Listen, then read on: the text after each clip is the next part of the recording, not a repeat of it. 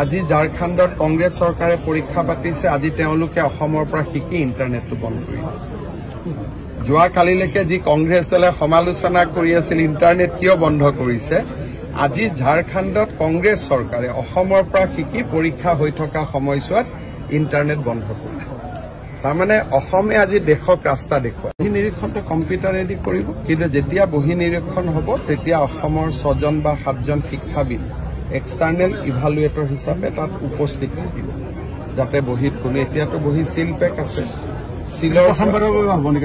যোৱাবাৰো আমি কৰিছোঁ ভাৰতৰ অইন ঠাইত নাই ভাৰতৰ অইন ঠাইতটো লুকাই লুকাই কৰে আজি এতিয়া মোক ইমান দিনে কংগ্ৰেছে সমালোচনা কৰি আছিল ইণ্টাৰনেট বন্ধ কিয় কৰিছে আজি ঝাৰখণ্ডত কংগ্ৰেছ চৰকাৰে পৰীক্ষা পাতিছে আজি তেওঁলোকে অসমৰ পৰা শিকি ইণ্টাৰনেটটো বন্ধ কৰি দিছে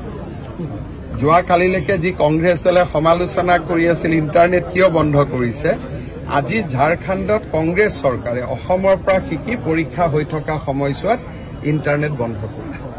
তাৰমানে অসমে আজি দেশক ৰাস্তা দেখুৱায়